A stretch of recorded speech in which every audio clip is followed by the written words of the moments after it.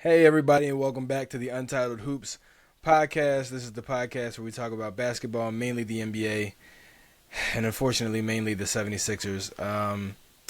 My name is Sean. Over there is our other host, Marquise, a.k.a. Depressed Sixers fan. Isn't that all of us right now? Welcome. If this is your first time, welcome back. If it's not your first time, happy to have you. Not very happy, but happy to have you. We've recently surpassed, we just got our most views on a video, last video. So we appreciate you guys for watching our most view time too. So people are staying and actually watching the video. So we appreciate it. So if you're watching, if you're coming through, if you got recommended this for some weird reason, probably because you're a Boston Celtic fan, like Boston Celtic fans are probably going to see that, or Sixers fans. I'm sorry, we're all in the same boat. Before we talk about the winners, the players, the teams that are actually still playing, and games to compete for a championship. Let's talk about our fucking train wreck of a team. All right, and like me and Sean it's been a week. I think it's been a week since. I don't know. It feels been like a week. 10. It's been a week, I think. Yeah, it was Mother's Day. It was Mother's Day. Not only did the Sixers say, fuck us and our mental health, because this is Mental Health Awareness Month, they also said, fuck your mother, Sean. The Sixers came into your house on your TV and said, fuck your mom. That's what they said. This is what they said. Verbatim. This is what they said. I was actually at my grandmother's house because she was having a little Mother's Day get-together, and I was sitting on the porch while everyone else was sitting in the living room, and I was just keeping up with the score of the game. And I was just really, just quiet and just keeping to myself. And every, 30 minutes, my mom would just holler out, "What's the score?" And by, the middle of the fourth quarter, I was like, please just stop asking me. Stop. Please just leave me alone. I don't really want to talk to anybody. At least you were around family. I was at work. And when the game was over, I still had 3 hours left. Oh, my God. So I had to sit in this shit. Oh, my God. I had to just sit in it. And then Sixers fans was coming in there sad as fuck. So it wasn't like I had to be sad alone. There was also sad faces walking in from the bar that's not too far away from our job. Walking in. Just like jerseys. One guy was holding his jersey in his hand. Guy didn't even want to wear the jersey. No. Okay? You can't at that point. Was it raining that day? Or it was kind of hot that day. I don't know if it was hot and rainy. But it was literally a hot day. That guy decided to wear, rather than wear his jersey, he was like, I'm going to wear this tank top. Like, I'm going to wear this white beater, and that's what it's going to be. Mm-hmm. It was bad. It was sad, and it was bad, and it was sad. As Sixers fans, we have went through the emotions quickly, because this happens to us every year. So, we have adapted to, failure. We look failure in the eyes and we go, hi, sit next to us. Because, failure has a seat next to us. It just says failure, and we just go, you know where to sit. It's that type of relationship we have. What's up, buddy? How's it going? Bro, yo, listen, same time next year? Yeah, and literally, that's how it feels, bro. That's literally how it feels, except for that 1 year where he decided to come early, and that was that bubble year when he was like, "Hey, first round," and I'm like, "Oh shit, for real," and it just fucked everything up. And then it's so we went through all the emotions. We went through the fuck everyone. I think I went through some extra emotions. I said sell the team. Yeah, I said. I think everyone should be executed. I also said, give the entire team to Seattle. Just give the entire team, just send them all to Seattle. I also said demote them, not to the G League, but back to college, so they can learn how to play in a game that matters. I just went through all the emotions because it was an embarrassing loss, and I feel like I've talked a lot. Sean, talk for me, please. It's sad. What I'm about to say is going to make you sad because it made me sad to realize it. We, at this point, are the East Coast Portland Trailblazers. I think our history as a franchise is riddled with what ifs. What if the Trailblazers drafted KD instead of Greg Oden? What if we drafted Jason Tatum instead of Markelle Fultz? What if the Trailblazers drafted Michael Jordan instead of Sam Bowie? Well, what if the Sixers drafted, I don't know, maybe Brandon Ingram or somebody instead of, or maybe Jaylen Brown instead of Ben Simmons? What if we drafted Donovan Mitchell? What if we did this? What if we did that? What if we didn't let Jimmy Butler walk? What if we fired Brett Brown when we were supposed to? Like, immediately after we got bounced by Toronto. What if we decided, here, check this out. What if we decided not to give Tobias Harris $30 million a year? It's just so many. What if we decided to draft Dirk or Paul Pierce instead of Larry Hughes when we already had Allen Iverson, a fucking shooting guard?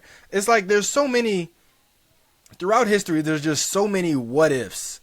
And it's just like, if you just change this one thing, we probably have a championship by now. I got one more for you. Go ahead. What if Kawhi's shot bounces didn't 3 go times in instead of 4? Right. What if the shot just didn't go in? It's like, we look at the Trailblazers like, oh, what if they did this? What if this person never got hurt? What if this? And it's just like, bro, we're the same thing at this point. Yeah. Like, there's just so many. And you can just, even in the past, like, couple years, like, if you think about it, like, I know the process was meant to be, like, just get as many draft picks as you can and just capitalize off of them the best you can.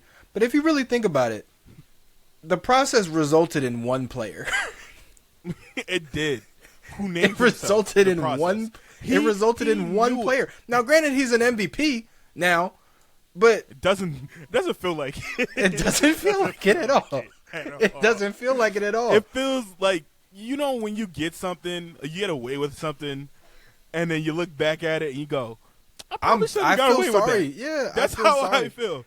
I feel that's the way I feel with this whole situation. Why? Even though, and it's like, bro, we rooted for him, bro. Right. I literally, like, we were rooting for you. We're rooting for you. And when we needed you the most, you said, hey, what if I do my best Ben Simmons? Like, just, I feel like I could pull it off. And you go, Game 7. James Harden also goes, I'll do it with you. Tyrese Maxey goes, I'll hop in. Yeah. Anthony Melton says, well, I guess I have to be the best player now. PJ Tucker goes, I guess I'm the superstar. And Tobias Harris goes, I'm going to have a Tobias game. Like, it's like, what the fuck? What the fuck? It's like, Tobias, what does that mean? I don't know. I was like, Tobias was like, I'm just happy to be making shots. And, like, yeah. And, you know, and it was just, it's a terrible loss. And Tobias left that arena thinking, at least I don't have to hear people saying Tobias Harris needs to step up anymore. Right. He was the only person who did some shit. And like, this is going to be the title of this episode. Should we trade Embiid? And me and Sean, we both talked about it, and obviously we're no longer in the moment of, you know, the loss and the aftermath where, like, our mind is like, fuck everyone. Like, I literally unfollowed everybody. Like, I was like, I don't even want to know how your fucking summer went. Like, I don't care about your birthday. I don't care about your milestone or your trip. Like, I don't care about nothing. And, like, we went through this phase, and now a week later, how do you feel about potentially trading Joel Embiid? It sucks because if you're going to do it, now's the time. But at the same time, there's not really anybody who can take him, who can give us the return that we probably deserve for him. There's not really any other team that's in a position to win, which is the only team that's going to really want him.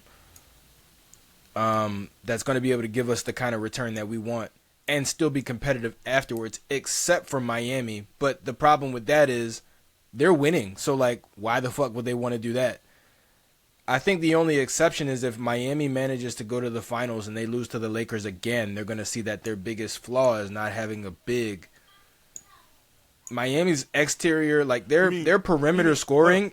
You mean lose to the Nuggets, because the Nuggets are just kind of right. I'm sorry, the Nuggets or the Lakers, really, because honestly, either way, AD or Jokic is the X factor in those series. Can we be completely honest? Like, the Nuggets are winning the championship. Like, that's pretty much for them. It's like for them to lose. Right. It's like literally like they fucking win the MVP. Like, everybody was like, Joel's going to win it. Like, I voted for this guy, but Joel's going to win it. Like, I wanted the Sixers to win, but the Nuggets are going to win. Like, it's for them. Right. If anybody else wins the championship, I will be surprised. What I will say is that either way, whoever they face, the opposite team, their best players are big. Which is, I mean, with the exception of maybe the Bucks, who are like close because Giannis is like a power forward.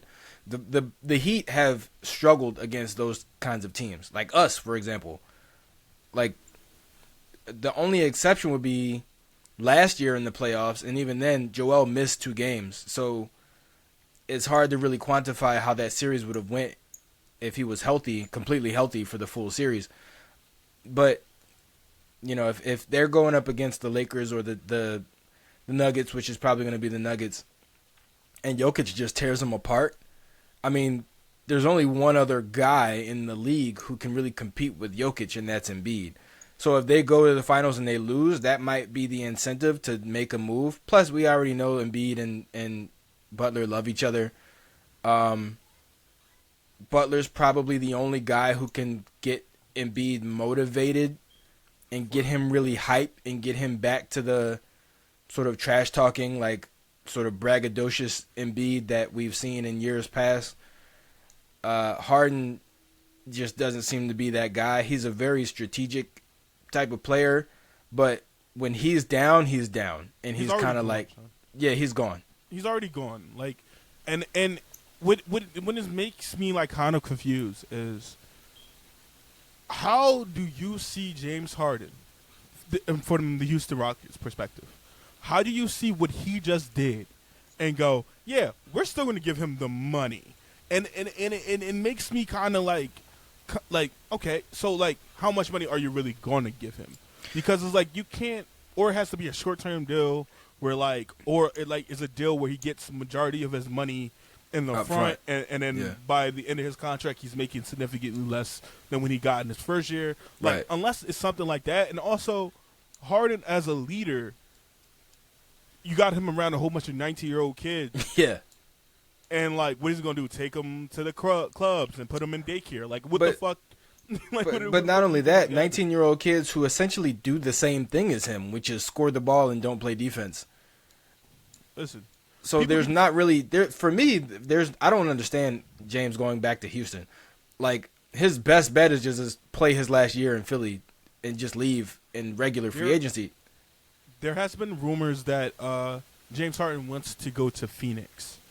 You know, because, like, what he said is he wants a chance to compete. The Rockets, if they do this, they're essentially doing a Lakers move, which would be, you know, jumping ahead of where they are, where they're supposed to be, by getting like a LeBron James, even though he's not that. But in the sense that you do have $60 million. Harden's probably going to take 25 to 30 million of that. So there's $30 million in which you could try to go out there and make a competent team that is trying to, I mean, I guess make a playoff berth.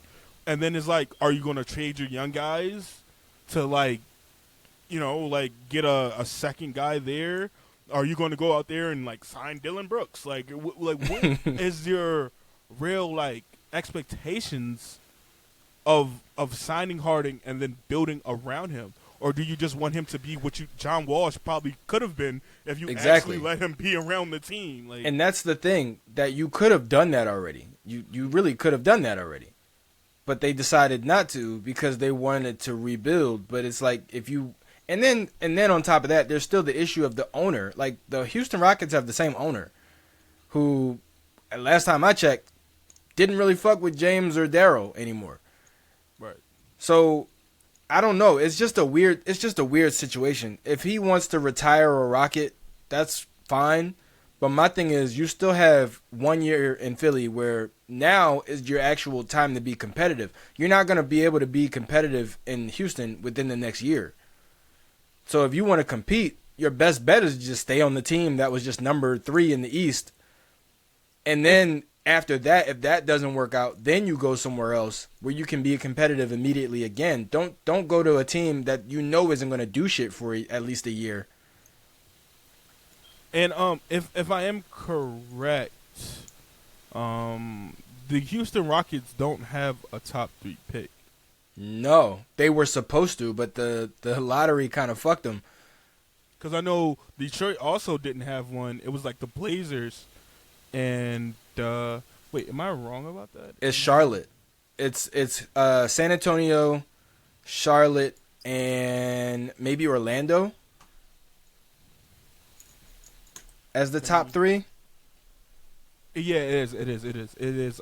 San Antonio, Charlotte, Portland, Houston, Detroit. Now, if you're once again in that situation where you're trying to bring a Harden, and he literally has said he wants to win still, do you trade for are you packaging? Because there was rumors that James Harden, that the Rockets were willing to trade Jalen Green to get another guy, and it's like, oh, is Jalen Green in for like a disgruntled, like a second guy, or a guy that's probably not a star, or probably not the face of a franchise, but it still is a guy that could come in and help and play alongside. And even at this point, that guy, the second guy that you might be trading this shit for, might end up being your best player because James Harden is about to be 34. Yeah, you know what exactly. I mean? Like, so it's very weird. It's a very weird situation where it's like, all right, you're doing this, and now what? Right. You know what I mean? I feel like James leaving would be a terrible move for his career. There's not really any team that can afford him, that wants him, that's going to be competitive right now. Like right now. Except Philly. Mm-hmm. There's no other team. Because even Phoenix, honestly, Chris Paul is a better fit because he's at least a more willing defender. He's not a great defender anymore. But he at least still takes some pride on the defensive end. And it's like, I don't know. He's been there already. Like, I don't know. It doesn't really, I don't see it. I don't see it happening. The only thing I can think of is if there is somehow a trade, like if the Sixers manage to like hire Monty Williams and then maybe trade James for Chris. Yeah, and like, but even then, James would have to opt back in. He would have to opt into his last year. Not necessarily. You could do sign and trade. Like Jimmy. Like Jimmy didn't opt. Yeah. He just signed with the team and then they traded him. But like now I'm like looking at it. I'm using the Spurs. I'm using Houston. The Spurs as just kind of I look at the Spurs. That's what I'm saying. I'm looking at the Spurs and I go, well, you're about to get a rookie big man. You know what I mean? You might need some veterans around him. Tobias Harris. Tobias Harris. Take Tobias. You can have Tobias and Ferg. Just take Tobias and Ferg. We don't even want nothing back.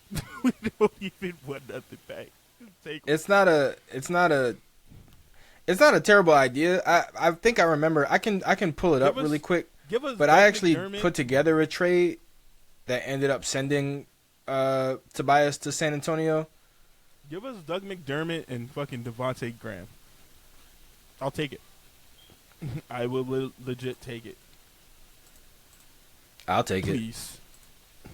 Please. Fuck it. Please.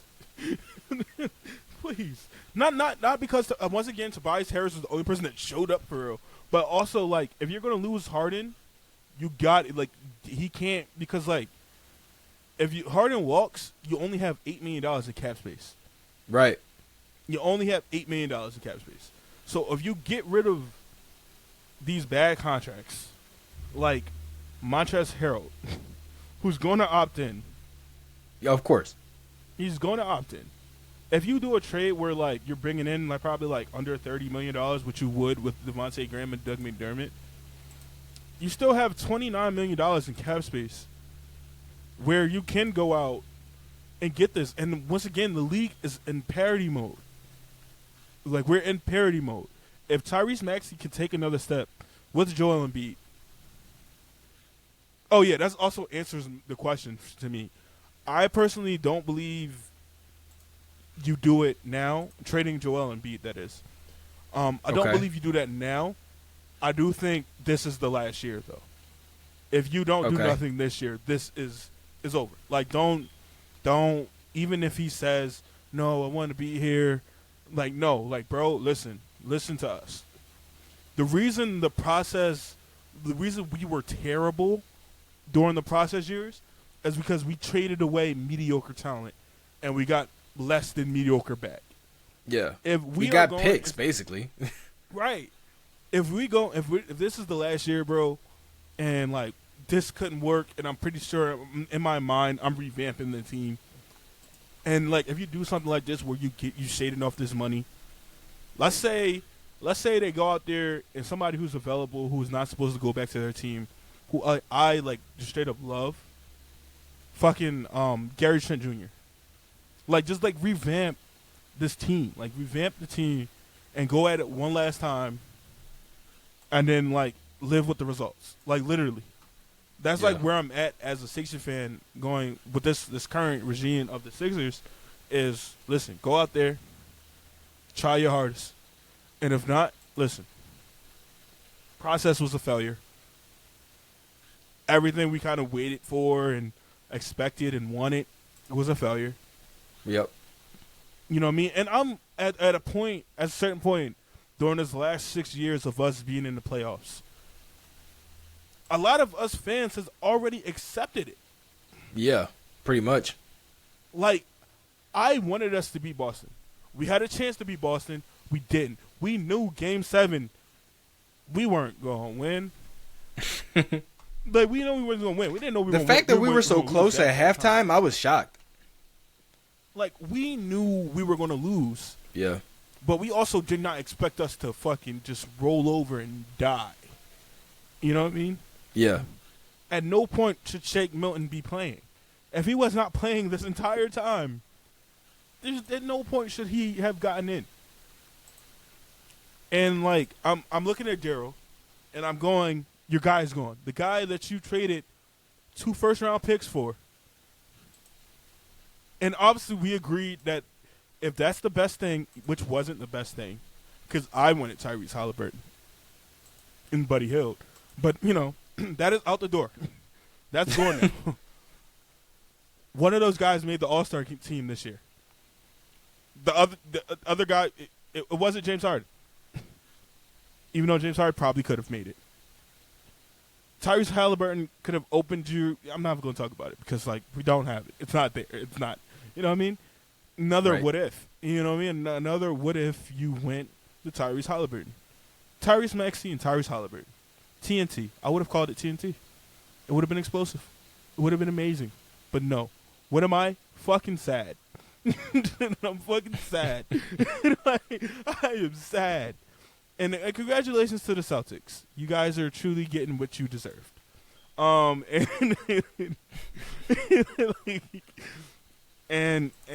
Jason Tatum couldn't. What if Jason Tatum? Why couldn't you play like that in Game 6? Why couldn't you continue to play like you have been in these last 2 fourth quarters?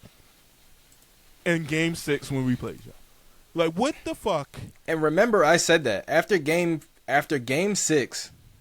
I said that when Jason Tatum had that big fourth quarter, I was like, this momentum is going to carry over into the next game, and it did. And he had a great Game 7. Bro had 51, and as a team, we had 66. Crazy. And you know how I felt after the game, and I was like, damn, dog, this. It feels like this is the year that Obviously, like you said, if we are doing it, it makes the most sense.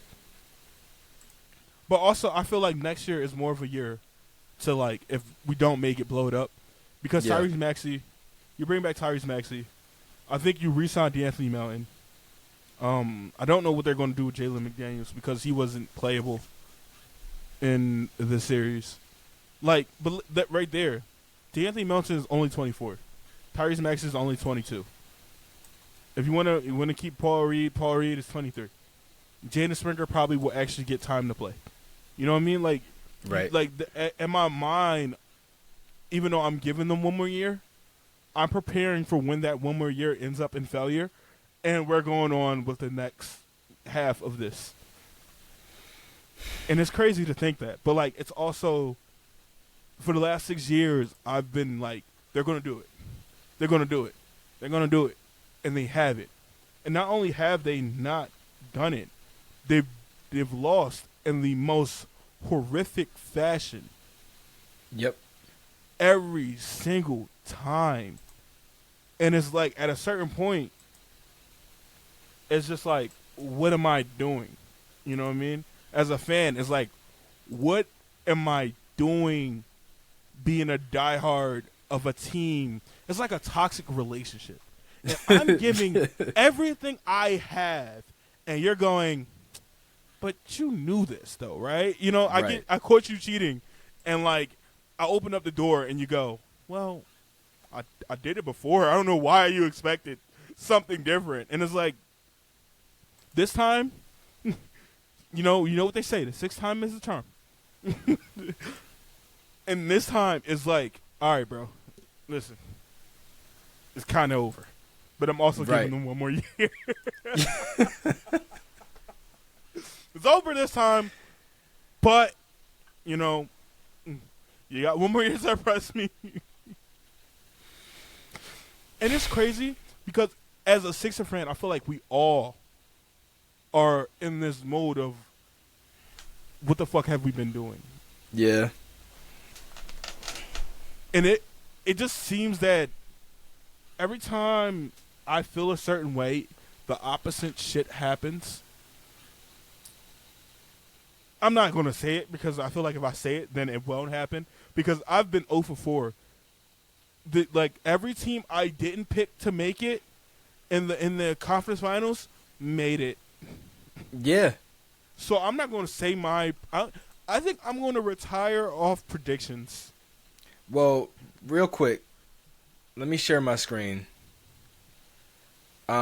This is the trade, one of the trades that I put together. This one seems the most kind of realistic to me, as far as like everybody going to a destination that they would like, teams getting pretty good returns. Also, when you're saying it, just for like the listeners, say all the teams that are involved. And like, yeah, I am. I'm just waiting for it to come up. Oh, nope, not that one.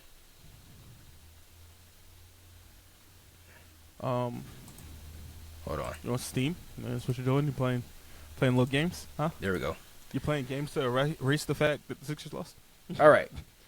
So, as you can see, 4-team trade: 76ers, Phoenix Suns, Miami Heat, San Antonio Spurs. As you said, we'll start with the Spurs. So, as you said, the Spurs are about to get a young big man. So, I figured if you're building a team, what you would obviously want to have, in addition to your new young big man, is a young perimeter player. So the Spurs are getting a shooter, just to kind of throw things in there, a really good shooter, mind you. The Spurs are getting Tyler Hero and Duncan Robinson from the Miami Heat. This has a pretty significant cap impact for them. It's a plus $25 million, but the Spurs have plenty of cap space, so that's not a huge issue for them. Plus, Victor is going to be on a rookie deal, so he's not going to take up a whole lot of space either. And by the time Victor's deal is expiring, Tyler's will be as well, so you can restructure both of their deals at the same time, so that way the money works out. According to the trade machine, this is a plus 2 wins for the Spurs on the season. That's not including Victor because obviously he isn't on the team yet. But either way, this should be a sizable increase in wins for the Spurs. As a return, they are sending Keldon Johnson and a 2024 round 1 draft pick, top 3 protected, to the Philadelphia 76ers. So the Sixers get a young piece, same age as Tyrese Maxey, pretty good production, and a draft pick. That's probably going to be a pretty good pick. Again, it's top 3 protected with Tyler Hero, Duncan Robinson, and I'm assuming Victor, if nobody gets injured. I don't see the Spurs being in the top 3 in the draft again next year. Got to consider they also still have Greg Popovich, one of the best coaches ever. So I'm assuming that pick is going to convert, and we're going to end up with the Spurs 2024 first-round pick. Moving on to the Heat. The Heat get one player, Joel Embiid. I had another trade where they got like a second-round pick too, just to kind of compensate because they are giving up a lot.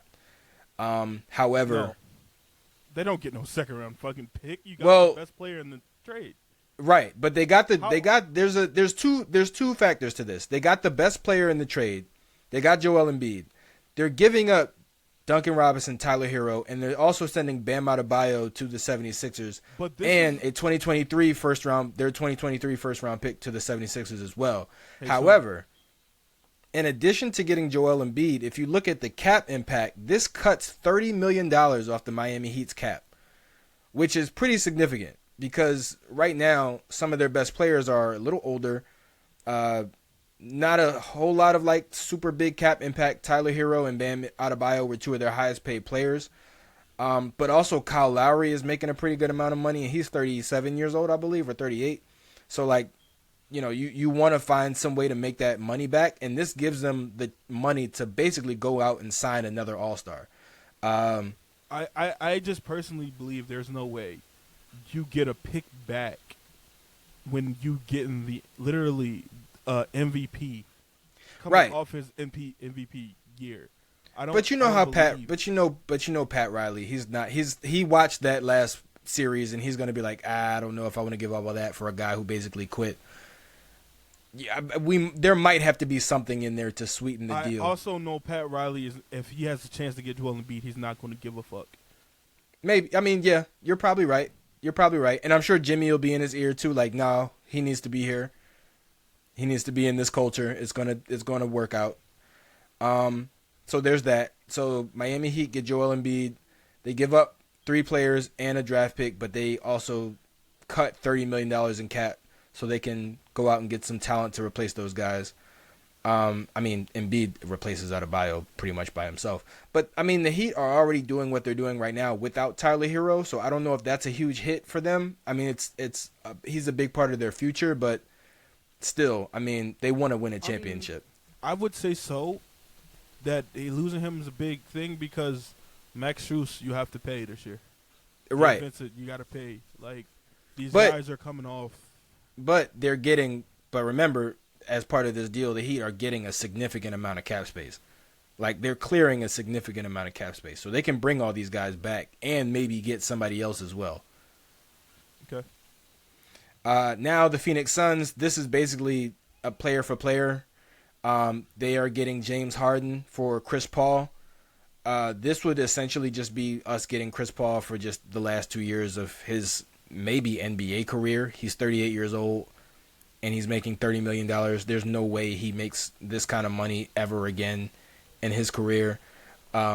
He would essentially be coming in as just a mentor to the older guys. Him and PJ Tucker combined, I think, would be a pretty good locker room presence as far as like just veteran presence. We're about to become a very young team in this scenario, so you need guys like that. But we also get 2 second-round picks from the Phoenix Suns, 2023 and 2024. These are the Miami Heat pick and these 2 Suns picks are actually kind of significant because we don't have any picks this year. Yeah. We had, I believe, 1 second-round pick, but we actually had to forfeit it because of the tampering thing with PJ Tucker. We also traded the 32nd pick. Yeah. And that was to get Jalen McDaniels from Charlotte. Yep. It's crazy because it was Charlotte's pick, and we just traded it back. Yeah, pretty much. So now this would have us finishing with 2 picks this year, 2 picks next year. I believe we already had our pick next year, but now we have an additional 2 picks. Because we traded 23 Yeah. for Harden. Yep. So we would have 2 picks this year and I believe 3 picks next year. But then, I mean, obviously the biggest additions are Keldon Johnson and Bam Adebayo. Bam's 24, Keldon Johnson's 23, Tyrese Maxey's 23. This gives you a good, like, and DeAnthony Melton is also 23 or 24, I believe. Yes. So you now have like a good solid 4 guys in your sort of core that are on the same timeline. So if you're rebuilding, like that's kind of what you want, and in this situation we are. Not to mention, still you have veteran guys like Chris Paul and PJ Tucker. I mean, I guess you can count Montrezl Harrell. I personally wouldn't, but you know, he's there as well. So depending on the head coach that comes, if you can get the right guy, I would like for it to be Monty Williams. I think that would be great. I think Monty Williams has proven that he does pretty well with young players, with the exception of DeAndre Ayton. With the sorry, interrupting your shit, but like, I think the coach really is going to reflect what we're going to do. Like I really don't think the mindset for Daryl Morey is we're trading Joel Embiid. Like I don't like. I actually think that. I think it is more in lines of what I said, where it's like you got another year to prove. I mean, to us as fans, but also to Joel as the franchise, that this is worth it in some way. Yeah. Obviously, that a lot of that is James Harden. I guess you kind of have to have the vision that James Harden is going. Like, literally, everybody's expecting it. It's kind of like the situation with PJ Tucker, where like we knew he was coming to us, so much so that they investigated that shit. Like, you know what I mean? Like, even this might be investigated, because if he's already linked to a team, and then they signed him, the Sixers are going to call like, hey, there's some shit is happening.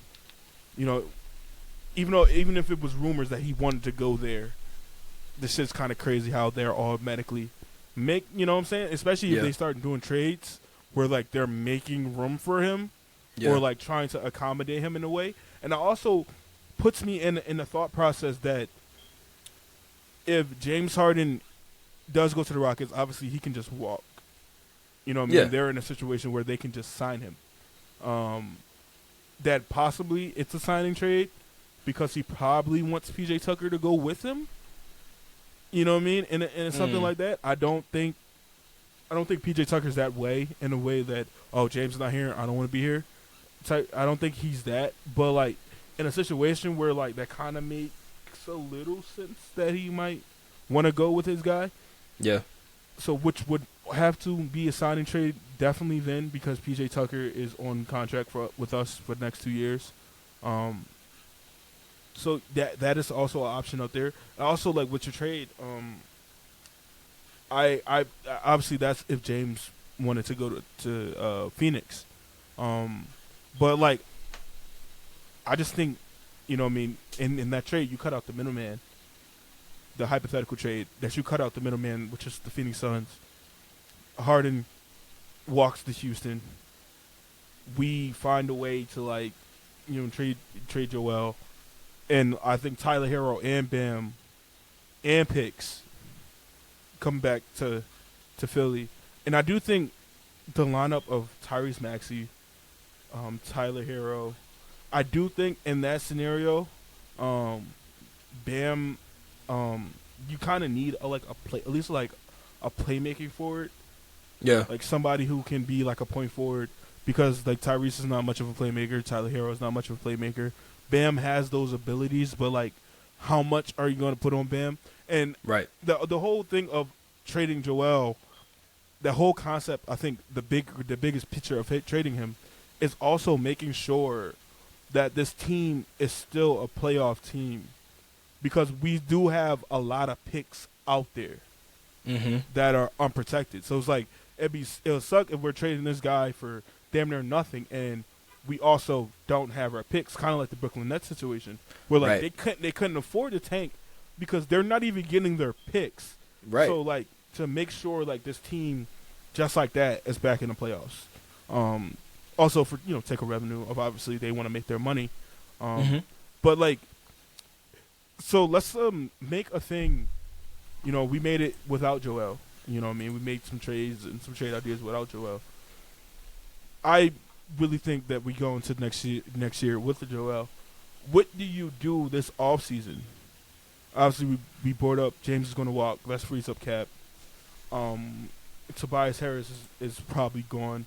Like, what else would you do? Like, what type of players are you bringing in?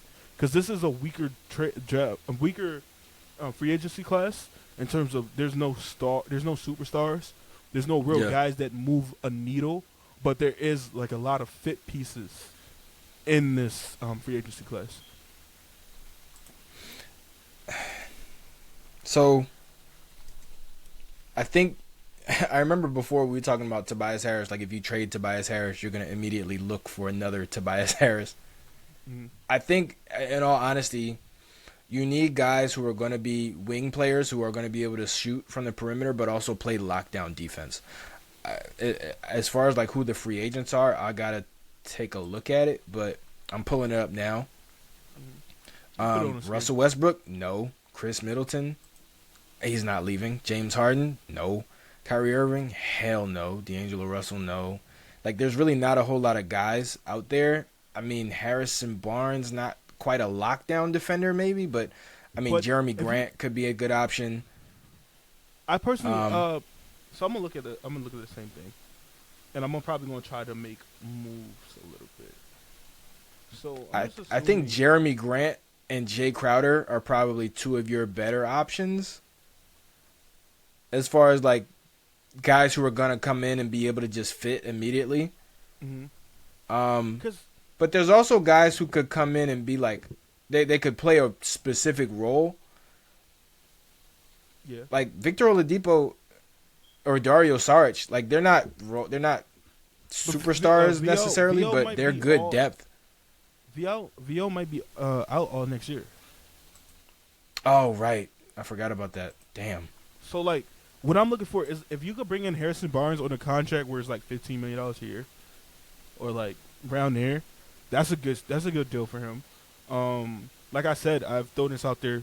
Gary Trent Jr. is somebody like I would love to have because we didn't have like we had shooters, but they weren't reliable when we needed them the most. Yeah, and Gary fits the timeline as well. He's 24. Also, I mean, he. The problem is he has a player option, so he would have to want to leave. He's opting out. Like okay, it was things that like he's not going back to Toronto. Okay, and Toronto probably wouldn't want that anyway because of the direction they were trying to go into. Right. But like Gary Trent, get a Harrison Barnes who replaces Tobias Harris, and he kind of does what Tobias Harris does, probably damn near like exactly, and he's not getting paid $37 million. Gary Trent Jr. comes in and like we haven't had a player like Gary Trent Jr. who wasn't like a star since probably JJ Redick. There's guys like Jordan Clarkson has a player option. Obviously not a. There's one guy who's an unrestricted free agent right now who I would love to have back. He was previously on the team. Seth Curry. See, when I'm looking at things, I'm looking of not trying to go back into that same mode of here's a shooter, but he's only a shooter. Here's a defender. I mean, but Seth is also a pretty good ball handler as well. He doesn't have the court vision of a true point guard, but he can serve that dual purpose. Okay. All right. He's a better ball handler than JJ or Duncan Robinson or somebody like that. Like, I'm looking at another guy that potentially we could bring back who I feel like he got overshadowed because of the guy that was traded for him. Josh Richardson, a 3-and-D guy who proved himself, who got himself together, who's probably going to be cheap. Josh Richardson, Harrison Barnes, Gary Trent, and I feel Lonnie like Walker. Like these guys, Lonnie Walker doesn't play defense. Like I'm looking for guys. No, but I mean, neither does Seth. I mean, there's just guys. But Seth, who I think could serve a purpose, even if it's just for depth. By the way, your camera cut out. It did. I can't see you. Not for me. I'm still on. Oh, okay. Well, never mind. It might just be me. Oh, I'm sorry. You don't get to see me. It's okay. You'll live. I prefer it this way. Wow. I fucking hate you. All right. But I really want the dual threats, and I feel like that's what has beaten us time and time again, is that these guys on the other side of the ball can defend and they can hit threes. Yeah. You know what I mean? They get and that's been the biggest thing for us is that, playing against Boston, like Malcolm Brogdon, Derek White, like Al Horford, even though he couldn't buy a three, but just still the threat of him having that. We played the Hawks, DeAndre Hunter, Cam Reddish. I'm missing out somebody else, but just the threat of it. You know what I mean? Yeah. And I'm looking for the guys who are more so defensive minded, but also can hit threes, rather than 3-point guys who can kind of play defense. Right. Like I said, Josh Richardson, Kelly Oubre. There's a lot of guys you could get for cheap, and obviously a lot of this is pending on Maxey taking another step. Whereas though I really want to see Maxey as that Jamal Murray, as a guy who might not get the All-Star nod, who might not get this, but in the playoffs could just go off. And we've seen Maxey just go off. And I feel like without James Harden, damn near hogging the ball, and because we've seen that a lot, even when James Harden was going off for those 40-point games, where if he didn't have a shot, the last 3 seconds he's just dumping it off to somebody and somebody shoot. Where I feel like Tyrese Maxey is going to drive, kick, and definitely get more guys opportunities, even though he's not the playmaker that James Harden is. But just off his body, they're going to be sending help to try to contain him, and that it opens up for more open shots than I think a James Harden drive, where you kind of are okay with one guy going after him on a shot. Pretty much. So it just opens up a lot. I feel like this year is obviously it's literally championship or bust. We're far from Eastern Conference Finals, and if we get eliminated there, we're good. No, it's legit. If you don't win a championship, fuck it. It's no longer a thing. I mean, you at least have to make the finals. At least the finals. Okay. I'll go for at least the finals. You at least have to make the finals. You at least have to make the finals in order for it to not be a complete failure. Mm-hmm. This is the thing. We have to at least make the finals for us to potentially run it back the following year. Oh. Sean's Tennessee's daughter. That's what I would say is at least make the finals. At least make the finals for us to run it back. I feel like Eastern Conference Finals, maybe, but it's definitely depending on how we play in it. You know what I mean? If we get swept in the Eastern Conference Finals, obviously it's over. But if we go Game 7 and it's another Kawhi type shit, then maybe we run it back. But it has to be something major. If it's second round again, God forbid, first round, let it go. You know what I mean? And I'm just going through the rest of this list. Jay Crowder's available. Jay Crowder he's not going back to Milwaukee. Alec Burks is another guy, cheap. Mason Plumlee, not much of a defender, but he could pass the ball. Like Sean said, Seth Curry, a shooter. I really want guys that can do can play on both sides of the ball. And I'm going down this list. A lot of these other guys are really restricted free agents where I see them getting picked up again, like a Bruce Brown, who has a player option where his fit in Denver is perfect, and especially if they go win a championship, what I expect Denver to do, he's probably going to opt in or restructure his deal in a way that benefits him and he stays with the team longer. So I don't know if you were able to hear me that entire time, but I wasn't. I had to step away for a second. My daughter peed on herself. But continue. Okay. Yeah, no, literally, I was just going down the rest of the list. And it's just there's no number two in this free agency pool. There's no number two. No. But like that's what Tyrese Maxey you're hoping is for. You also hoping Chicago, who is like really their ownership group is really like mind boggled on like what could they do and the possibility of blowing it up and the fact that they're a lottery team and they don't have a lottery pick, kind of like what I fear for the Sixers if they can't, blow it up the right way. Right. So maybe you get a DeMar DeRozan out of it. Maybe you get a Zach LaVine, who would probably be the better one of the two out of it. Yeah, it's a lot. It's a lot of directions the Sixers can go. Obviously, blowing it up is one of them. It's not the one you want to see, but it's something. And it's very much unfortunate that we're in this position, but it is what it is. It is what it is.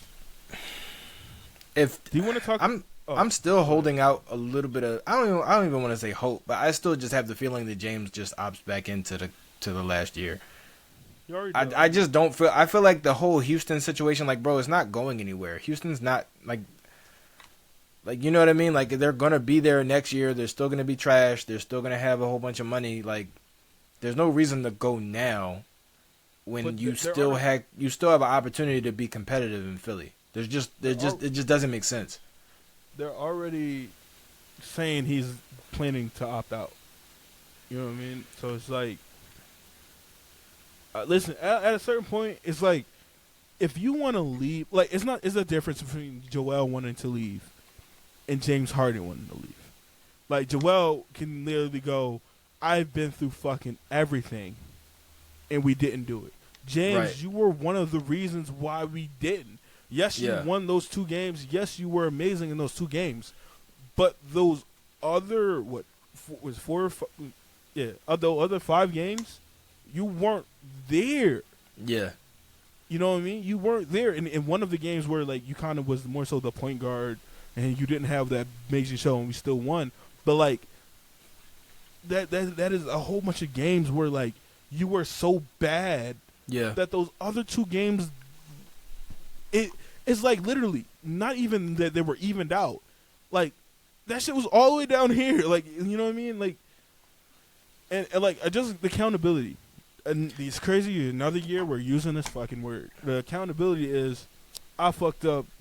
I can be better. Let me opt in, and at least try. Even if you want to go to Houston next year, change the narrative about me. It's to the point where he just doesn't fucking care. And I feel bad for Joel, because Joel at the end, actually, I take that back. I don't feel bad for Joel. But at the end of Game 7 during the press conference, he said, like, it can't be just me. And a lot of people killed him for it, like, for saying that, because he didn't have a good game. And it's just like, bruh, you can't say it can't be just me when it's not even just you. Like, you didn't even show up. Mm-hmm. But at the same time, Joel had, like, yes, James had two 40-point games. Joel had 3 straight 30-point games. Like, you can't say Joel didn't help. Like, honestly, even James winning us 2 games, I don't know. I don't even know if I, like, hold that against him as much as just how bad he was in all the other games. Like, if he'd had just been like, average, like, just his regular season average in those other games, we probably win the series. But it's just like, you can't go from being great to being, like, one of the worst players on the floor. And then you're still getting the amount of minutes that you are. That was another thing that kind of killed me, is like, Doc, take him out. Like, right. Like, just take him out. Like, you don't have to You did it with Ben Simmons, bro. You did it with Ben Simmons. We commended exactly. You for it. You can and do also, it with James Harden. We didn't even talk about the fact that Doc. We're almost an hour in, and we haven't talked about how we're just getting all our frustrations out. Doc Rivers is no longer the coach. I mean, we did kind of mention it a little bit with who we wanted next. Yeah. But like, who would you want? Like, it's for me. I can say it's either Sam Cassell or Nick Nurse. Yeah, I like the. See, here's the thing. I'm not against Sam Cassell, but I do worry that it would be a similar situation to the Brett Brown thing, where like Sam Cassell has a great ability to develop players, but in terms of coaching superstars and like managing the locker room and the egos and all that kind of stuff, and even just the regular X's and O's, like I don't know, we've never seen that. You know what I mean? Like I haven't seen that experience from him. Nick Nurse at least coached the team to a championship, but it was just one, and he had Kawhi, who was like the best player in the world for that championship run. Doc Rivers also coached the team to a championship, but it was also just one, and he had a big three that was one of the best big threes in history, and they still only managed to win one championship. Yep. No one else had a big three. Right, and they still only managed to win one. Yeah. So it's like, how much credit do you give Nick Nurse, especially considering the fact that the Warriors team that they built was hobbled. They lost two of their best players. It was literally just Steph and Draymond. And but Draymond's not that big of a help. The reason I want Nick Nurse is because he does something that Doc doesn't, and that is in-game adjustments. Yeah. And also, another reason, Nick Nurse has no problem going with young guys. Like, yeah. He's not scared, even if, like, it looks bad or it doesn't work to how he wanted it to be. He's not scared to change some shit up. Yeah. Like, Fred VanVleet was balling in the series before us. I forget who they played, and I think it was Orlando, if I'm not mistaken. He was balling. But he was like, even though you can make shots, they have Ben Simmons. I'm sorry, you're not going to play a lot. Yeah. You know what I mean? And then he went on to Milwaukee, and he had one of the best series of his career in terms of shooting the three and, like, just playing. So, like, I like a coach that has the thought process of, listen, we can't use it this time. We can't. This matchup doesn't fit you. You know what I mean? And that's a guy who all year, and Nick Nurse obviously was an assistant for Toronto under Dwayne Casey, like, saw him, like, come up and was like, listen, we're not going to do it. Cool. Wait your turn. Stay ready. Next series, he was like that type of person. Like, we need that. We haven't had that. Like, these young guys, it took literally us getting on Doc Rivers' ass for him to finally play Paul Reed. Like, this man did not. He was so obsessed with DeAndre Jordan. And, like, when we got Dwayne Dedmon, I'm not going to lie, I got terrified again. Yeah. Like, Montrezl Harrell, bro was playing Montrezl Harrell over Paul Reed. And then when Paul Reed had a great, like, couple games, you're like, no, we're not gonna go on a Paul Reed victory tour. Like, I'm like, bro, what? Like, what are you talking about? Like, come on now. Like, just somebody who, like, think about all the people. Like, people talk about Miami, they talk about San Antonio. Toronto's also one of those teams where they develop talent. Yeah. And obviously, if you hire a coach, another reason I think, Doc Rivers kind of was on his way out is because Daryl Morey didn't hire him. He was hired before Daryl Morey got there. Yeah. And then you let Nick Nurse pick his staff. Hopefully he brings some guys with him of that Toronto team, the Toronto staff. Think about it. Pascal Siakam, Jakob Poeltl, DeMar DeRozan. Like, these guys who weren't supposed to be. Chris Boucher. Who am I forgetting? I'm forgetting somebody else, and it's going to drive me crazy. But, like, they're not supposed to be these guys or big key parts of Norman Powell. Like, these guys who were G League guys, and here they are playing in a championship game, playing meaningful minutes and doing things in the positive. Like, we need that. Like, we need that. It's like, with the Sixers, it's like, if you cannot play basketball, you're not going to play. Like, you know what I mean? Like, if you didn't come here with already a skill set. Like, I don't give Doc Rivers credit for Tyrese Maxey. Tyrese Maxey had that mentality that I'm going to get better. Like he says it, I'm gonna get 1% better every day. Like he already had that mentality, and we have seen players whereas though if you don't have that mentality or you're getting comfortable, like you're gonna ride the bench, bro. Like you're gonna be there, and that's what I want. I want a guy that's gonna give trust and confidence to players. I think there's one name. We talked about Nick Nurse. We talked about Monty Williams. We talked about Sam Cassell a little bit. There's one name that's been floating around. Oh, God, no. That we haven't mentioned. Because I don't want to. But I think it should be considered. Even if it's not a head coaching position, I think at least as an assistant. JJ Redick. Oh, I thought you was about to say Mike D'Antoni. Fuck no. I was about to. I think JJ would be a great addition on assistant coaching. He knows the guys. He knows Joel. You know what JJ Redick should really do? Come out of retirement. Did you see? Come out of retirement. Did you see the video that he posted of him, like his comeback? No, I didn't. All right, let me see if I can find it and if I can share it. Is this real? Is it a real comeback or is this him like joking about it? It's him joking about it. I don't want to see it then. Because he basically confirmed he's not coming back. Because I think about it, he's getting his name out there, and I really do think a lot of like guys getting into coaching should learn from Steve Nash, and go. Let me go assistant coach for like 5 years. Yeah. Let me go do this before like jumping into it. Even though I do think Steve Nash probably jumped into one of the worst jobs in NBA history with the Brooklyn Nets and all the divas on that team. And then you got Ben Simmons and then, you know what I mean? He definitely could have been put in a better position. But still, like, don't try to be a coach of an NBA team if you have not coached before.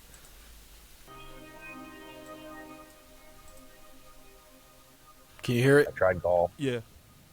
Tried sports betting.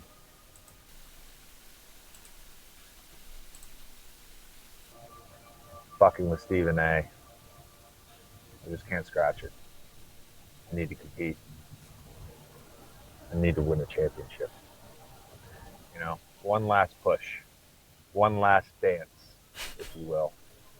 Ooh, we should call it that. We should call it one last dance. I love JJ. One last dance. Call Spencer Hawes. Anytime I call this guy, he's there for me. Every single time. True friend.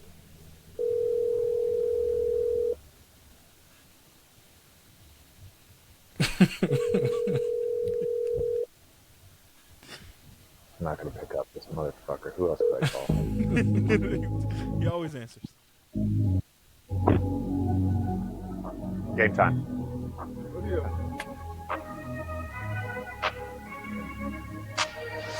I'm changing who I am. I'm making a new plan. Rearranging. Look at that form, man. I miss it. He's just... I don't know. The idea probably first formed sometime in January. Like running drills and like doing suicides and shit. Mm-hmm. But watch how exhausted he gets. Type, similar play style. And I don't know, man. I feel like if he can do it, I can do it, you know?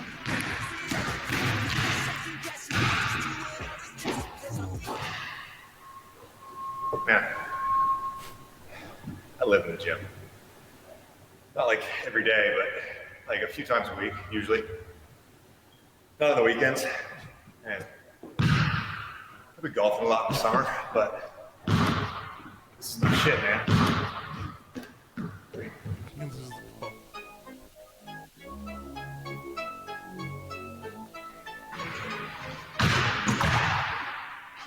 If JJ actually called you tomorrow and was like, man, I'm making a comeback, what would you feel? Look, when we're talking about hydrating, I don't think wine is the solution, and that's all I've seen JJ drink for a while. Stroke feels good. Shot feels normal. Like probably made like 75%, 80%.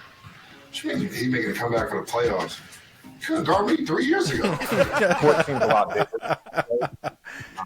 Hey, no, JR was that was out of line. He said, "What you mean he making a comeback for the playoffs? He couldn't guard me 3 years ago." That's fucked up. JR, that's not fair. A lot of people can't guard you. Quit on the Mavs, right? Only played 8. He said he quit on the Mavs. He didn't want to be there. I don't know, man. Like, as they say, something in the orange tells me we're not done.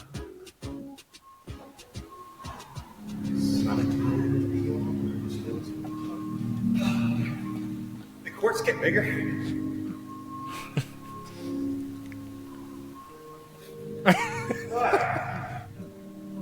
How was the warm-up? Cash. This is the left side. Shooting pockets on my right side. Music is all sad now. Sarah, shooting pockets right here.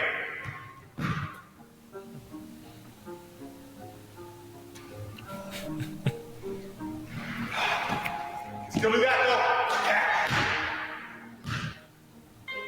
If anybody's watching this, like, I just want to win. I want to help you. I turn my notifications on my phone. Do not disturb is off. Silence off. Like, I'm ready to golf swing. You see this? Like, I'm ready. I'm ready to hold it steady. Ray gave up after 47 minutes. Yo, all right, JJ. Because now when you said that, I was like, for real? Like, he's really coming back? Nah. But, yeah. He definitely doesn't want to. Sean, I don't even think we should even talk about what's happening in the thing. I don't think we should talk about, like, the rest of the games. I feel like this pod should just be us, like, soaking in sadness. Yeah, let's go Heat. Let's go Heat. Yeah, we just don't want Boston to win. Like, I don't want any of them to win. I don't want any of them to win. I want a second COVID to hit and just cancel the rest of the season. Cancel it all. Cancel it all. It's like the Sixers didn't win a championship. Nobody did. Nobody did. There wasn't one. So whatevs. Season doesn't even count. What I will say is, back to I guess reality. Whoop! There goes gravity. Shut up. Shut up. No. What we can do next year, like, you know, trying to, like, look on the bright side of things. Right. It's like it's like being in a room of just pitch darkness and just trying to find the bright side of things. And, like, you look at, like, once again, it's like seeing JJ Redick, and you go, somebody who can mirror JJ Redick is Tyrese Maxey in a way of the two-man game. Like, I've said this before. Yeah, maybe. I feel like who's more athletic between JJ Redick and Tyrese Maxey? But Tyrese doesn't. His three isn't that automatic though. But, like, it's going to be. Okay, that's a big jump in a year. But okay. I mean, but he's always shot. These last 2 years, he's shot over 40%. Yeah, but most of those have been on, like, pull-ups. Like, he's one of those players, like how James used to be. Like, he's one of those players who gets into his rhythm, and he's good at creating his own shot. But in terms of, like, catch and shoot or, like, you know, one dribble pull-up, handoff, like those kind of things that JJ used to do, like the dribble handoffs and all that kind of stuff, I don't know if Tyrese is, like, the best option for that. However, I will say if he could, that would be great because we already have a two-man game with James initiating the offense. Having a two-man game with Joel initiating the offense out on the perimeter would be great as well. James Harden doesn't play for the Sixers no more. I don't know why you keep bringing up his name. And then No, he shot 43% off of 6 attempts last year, and, like, I just believe he's always adjusted, and I just believe that he will do it again. But at the same time, at what point? Because that's the thing. You got to remember, he's also still a young player developing. At what point is it like, okay, we want you to just become, like, we want you to develop your own game. Don't keep adjusting every season because we need you to do something different every single season. You know what I mean? It's like at some point you need to be able to develop your own sort of style and, like, what's going to be your... See, one of the things, and I have to say this, one of the things that I really hate the most about what Doc did is making Tyrese more or less eliminate his floater. from his game, because that was so automatic. Like, that was his shot. You know what I mean? And, like, nobody really could stop it.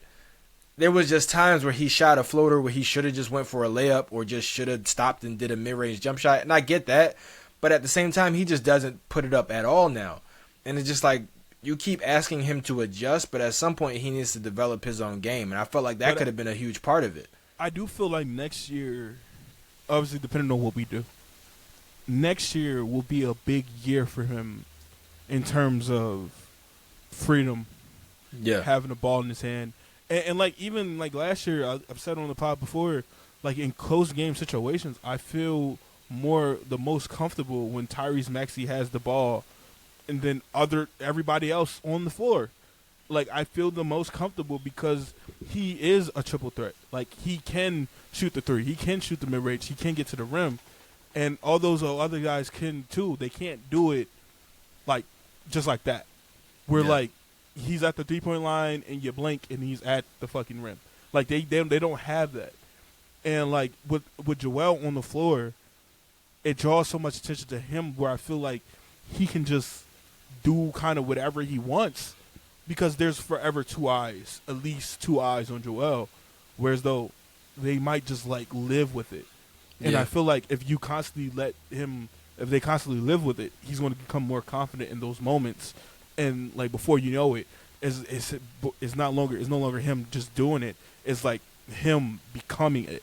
And I feel like this year for Joel, but like years to come for Tyrese Maxey, this is going to be a big step in his development. Also, playmaking would be great if he becomes more of a playmaker. He is 6'2", so like, you know, being a 6'2" shooting guard who's not the greatest defensively, you know what I mean, playing the point guard position, I think would help him a little bit more. He does have the foot speed. He does have lateral quickness. He just doesn't play defense that much. And it's crazy to say, like, someone has lateral quickness, but they don't stay in front of the guy that much. I wouldn't even say it's that he doesn't try. It's just that he's undersized. And I think there's something to be said about, like, action versus reaction. Like, his first step is very quick, and he's able to get by guys. But at the same time, when it comes to staying in front of somebody, it's not about your action. It's about your reaction. So it's like his reaction time may not be up to the same standard as, you know, or may not be quite as fast as, you know, he can do things on his own. He has the ball in his hands and he's making all the decisions. When you're reacting to what somebody else is doing, things, you know, things feel like they're moving a lot faster. But I think he has the physical tools besides just being undersized as far as, like, for his position, having to go out and guard shooting guards. He's undersized in terms of height. Right. He's pretty built for a guard. Right. And he's got hops. Like, he can jump. He can contest shots. But when it gets to the point where guys are, like, getting into the paint, then it's like, all right,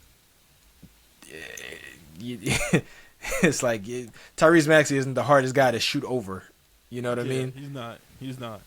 And this is, I feel like kind of, I'm talking in circles at this point, but like, because I'm still kind of dumbfounded on the events that have taken place. A lot's happened in a week. I'm also dumbfounded in the fact that I believed again. And then I'm probably going to believe again next year. And then I'm probably going to be like balls to the wall, like fuck it. You know what I mean? When like everything kind of turns down to shit. But like, you look at it, like everything's dependent on this year. Like Joel Embiid turns 30 within next year. Yeah. Like, and Boston just has some sort of mental edge over us. I don't know what it is. See, like, I know people have said that, but like I don't feel like it was this year. I feel like it was. I think it was a less of a Boston edge and more of us just not fucking doing it. Like I don't believe that they had that same edge. I didn't go into games with that same gut feeling of fuck it's Boston. Like I went into it like because like I don't mean no. Shit. Like, I don't mean mental edge as in like the Sixers players feel like they can't beat Boston. I don't mean it like that. I mean Boston feels like they can beat us whenever. Like the type of defense Al Horford plays on Joel Embiid, he does not play on other guys. mm-hmm. You know what I mean? Like the type of defense Jaylen Brown plays on James Harden, the type of offense we see from Jason Tatum in the fourth quarter, like Game 7. It's just like they just believe. They just believe like, yeah, it's Philly. Like, we'll just beat them. Like, no matter what the case is, they just constantly just believe that they're just going to beat us. And you can feel it. You can feel the confidence that they have when they play against us. At no point did they ever feel like did it seem like they thought the series was over. Even when we were up 3-2, it was like, yeah, we just got to go and win Game 6. Like, they never said, like... They never quit. They never quit in Game 6. Exactly. So it was like... And it just feels like they just constantly have this belief and this confidence whenever they play us. They're like, yeah, we know we can beat them. Like, it's not a question. We know we can beat them. Like, fucking Joel Embiid got his shot blocked twice by Al Horford. He's smaller and older. How does that happen? Other than Al Horford just being like, yeah, I can block a shot. Yeah. Like, this guy's my son. Like, what I will say. That's what it feels like. It feels like dad strength. It feels like when you fight your dad and he's older and he's got like a gut. But it's like, how the fuck is this motherfucker so strong? Like, how is he? Like, it's like older brother / dad strength. Like, I am. There we go. I am younger. I am more athletic. That shit. Well, you have older brothers. Yeah. So it's like, I'm younger. I am more athletic. Why are you still beating me? And it's like, you know what I mean? It's like, that's what it feels like with Al Horford and Joel. What I will say is the next coach, one thing I will say is, well, two things. Transition defense. Yeah. And fucking spacing. Our spacing is fucking horrible. And there's body language. I feel like you can't fix that because Joel Embiid already. No, you can fix it. You can fix it. You can fix it. But, you know who can fix it? That's what I'm saying. JJ Redick and Jimmy Butler. But go ahead. Yeah, they can't because they're not allowing that shit. No, exactly. But even PJ wasn't allowing that shit neither. So I feel like PJ addition. But like another thing I would add in, I said spacing, right? I think I said that already. You said spacing. Yeah, I said spacing. But like I didn't go in depth. But because a lot of reason Joel Embiid has to go 1-on-1 with Al Horford, and like there's a roamer, which like I think gets into Joel Embiid's head, and that's what I thought it was. Because Joel Embiid had 2-3 straight games of 30, and then all of a sudden this game, it's like, I can't do it. You know what I mean? Like, I can't do it. And obviously, we still have to factor in, I don't like it. I don't like it. I don't like it. I don't like having to do this because he had 3 straight games of 30-point games. But he does have a tear in his knee. And we have to factor that in a little bit. Just not a lot, but like a little bit enough to go, he doesn't have the same burst. But also, we have to factor in the fact that Robert Williams is fucking roaming. Yeah. That was the biggest thing for me. Like, that was that adjustment in Game 6 changed the series. That changed the series because now Joel Embiid is thinking. And, like, I feel like he's overthinking when he's 1-on-1. Where, like, instead of, like, he's, like, playing with the ball, he's trying to, like, post up, face up, see where the double team coming. But see, in my opinion, that comes down to coaching because once you see Robert Williams is starting, they got 2 centers basically in the game. You know whose time that is? Tobias Harris. Yeah. Because they don't have a guy who can keep up with you now. Like they don't have Jason Tatum's not the Jason Tatum is not a defender that's good enough to shut down Tobias Harris if he's being aggressive and has the ball in his hands. So that's a perfect Tobias opportunity. This goes back to the point that I made when I said we should trade Tobias Harris. Because I said Doc was not using him correctly. But now Doc's gone. That's what I'm saying. And it's weird because we're in a situation, like I said, championship or bust, where like trading him is probably your best option. So what if we had a coach that knew how to use a player that was getting paid $37 million? What if? Because Tobias Harris could have been your X factor.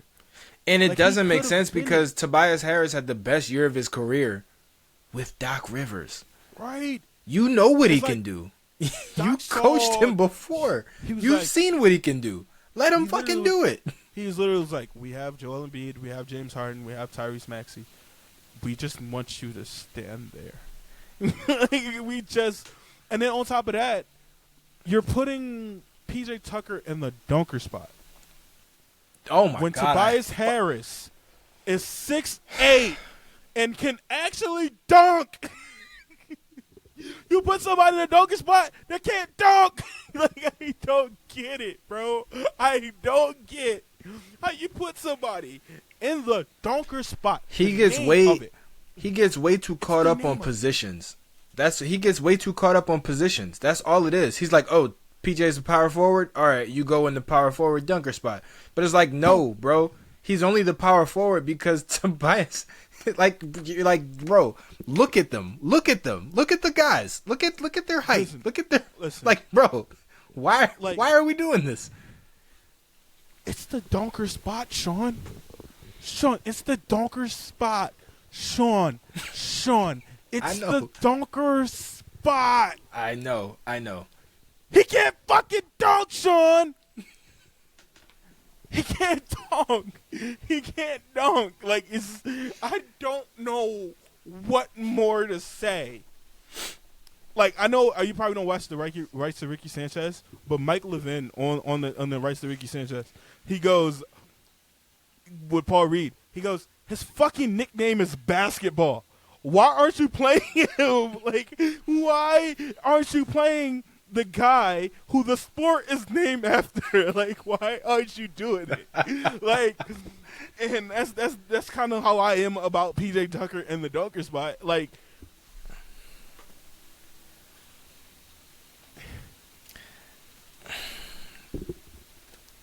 I'm literally doing the LeBron James to J.R. Smith when I see that shit. Like, just I think the worst part about being in this situation is that we still haven't created the culture yet. we have no. And it's like you're relying on these coaches, and it's really not just like it has to be from the top down. Like with Miami, with San Antonio, with all the with Golden State, with all the best organizations, it's from the top down, from ownership all the way down to the last man on the bench. You don't hire the guys who don't fit. You don't sign the guys who don't fit. You don't draft the guys who don't fit. Like it has to be the culture. Like look at James Wiseman. James Wiseman was not fitting on a cultural level with the Warriors. Talent-wise, he had all the talent in the world, but because he wasn't willing to conform, they got him up out of there. Second overall pick. Gone. And it's just like you have to be willing to make those kinds of decisions. You have to be willing to say, "Hey, look, you're not giving the effort I need. Go sit on the bench." But I'm James Harden. I don't care. Like you have to be able to make those decisions. Like Eric Spoelstra is making that decision. Greg Popovich benched Tim Duncan because he felt like he wasn't playing hard enough. He benched his entire starting lineup, including 3 fucking Hall of Famers, because they weren't playing with enough effort. And you're putting PJ Tucker in the fucking dunker spot. Like, I don't understand. I can't make this shit up. I can't. It's just Like I know it's professional. I know it's professional sports, but it's still sports. Like if a coach can't even yell at his players, you're not the right coach. I listen. Doc is gone. Please hire Nick Nurse or give Sam Cassell a shot. I'm not going to give the fact that Sam Cassell was under Doc Rivers as an excuse, because Ty Lue was under Doc Rivers, and he's one of the best adjustment guys, if not the best adjustment guy in the league, right up there with Eric Spoelstra and Greg Pop when he has a team, you know. And then on top of that, let's talk about just a little bit, and then we could like wrap this shit up, because like I don't think I have enough more emotion. But the Spurs get the number 1 pick. They get Vic. Vic is the 3rd center they're going to draft. Well, center. that they would be drafting with the number 1 picks, and the other 2 Hall of Famers. Yep. The other 2 Hall of Famers. Literally, when they got the pick, they're interviewing Victor Wembanyama as if he got drafted already. Right. He was like, I'm happy to be a Spur. And they're just like, well, hold on. Yeah. He's like, I love the Spurs. Tell the Spurs I'm coming. They showed the picture of him as a kid with the Tony Parker jersey. And it's like, whoa. Everybody, calm down. Like, they have to pick you first. Like, that's crazy. When you're that much of a number 1 pick, where you basically already had draft night. The only other situation that I can think of where that happened was LeBron. Yeah, LeBron and maybe Shaq. Maybe. Where it was just like so clear cut who the top guy was. Where there was no like disputing it. Like we know who the number 1 pick is. And Zion. I think Zion was also Zion, yeah. And think about it, even like Paulo wasn't clear. Well, actually, no. I don't even know about. See, the thing about Zion was that people agreed he was the best player, but there was already speculation about his body, like his injury potential. Yeah, but he was. And then you had RJ, who like RJ was still. He was ranked higher than Zion coming out of high school. He played really well. RJ had a more like NBA type of game. Did you see the? Oh God! Did you see the meme where it said RJ Barrett might be the best player of the top 3, and it was like Zion needed Weight Watchers, and Ja Morant's going to prison or something like that. Where like he might end up being the best one of the 3 just by default. That's the thing. Like Ja shot up a lot of people's boards, and literally, I still.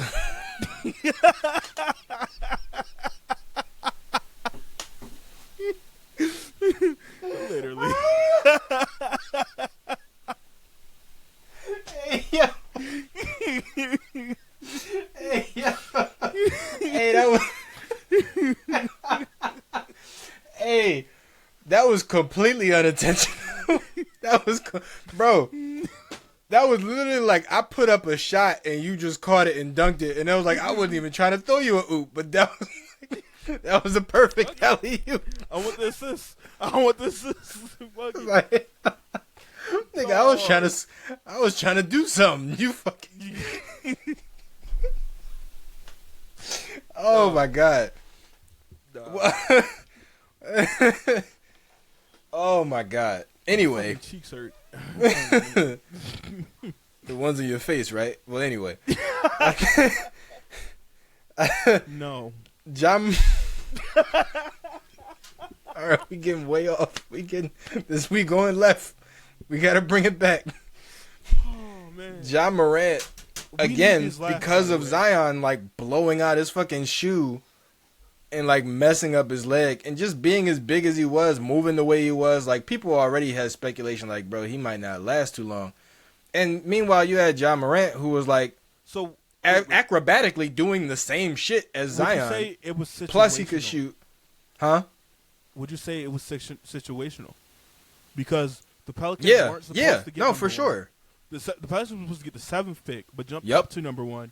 And then it also were in like that same year trading Anthony Davis. So it was like, all right, we can put this piece in. I think if the Pelicans and the Knicks are probably the only 2 teams that I could say guarantee we're probably going to take Zion. But then again, there's like other teams who are like, we actually need shooting. But then again, though, what I would say about Victor that I guess maybe Zion would have had, but definitely Victor and LeBron had. If there was players in those positions that they were playing, your ass is getting traded. Oh yeah, for sure. Or you just going to the bench. Let's say Vic got the Knicks some reason got the number 1 pick.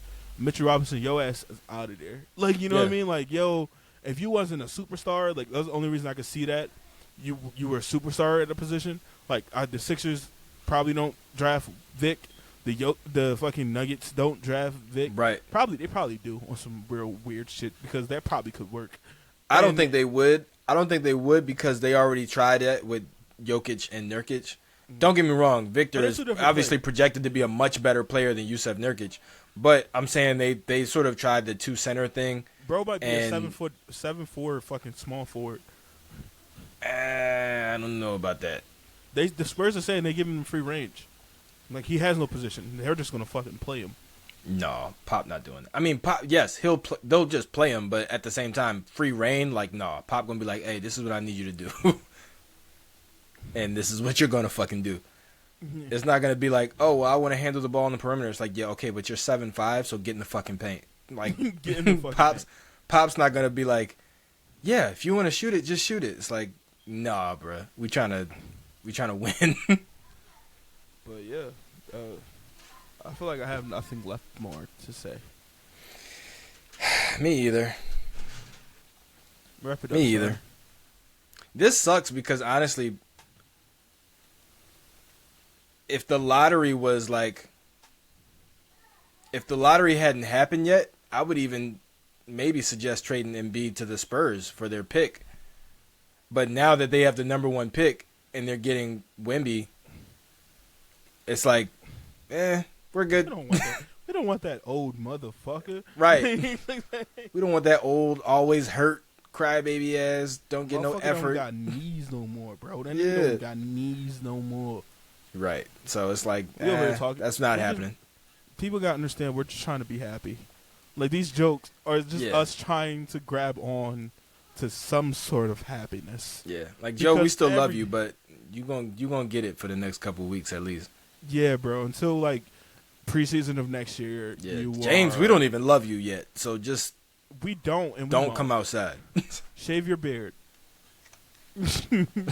Yeah, Stephen Don't A. told him respect him. save his beard. He'll But it's be crazy. shaving You know beard. what's crazy? If he did that, that would work. James Bro, could we walk would right into not. right into my house, and I would have no idea who the fuck he is. James Harden walks into my house. I'm going, hey, why are you in my house, sir? You know what I mean? Yeah. It's like, why the fuck would he be there? Say no. No, I mean, like, he could be right here, right now, without I know a what you mean. beard. I have no I know idea. what you're saying. I'm just being a dick. Okay. All right. All right, well, ladies and gentlemen, this was the saddest episode of the Untitled Hoops podcast to date. Hope you enjoyed it. Hearing us be sad and cry internally, not externally, because, you know, we're still guys. We're still, I already did that. yeah, we're still,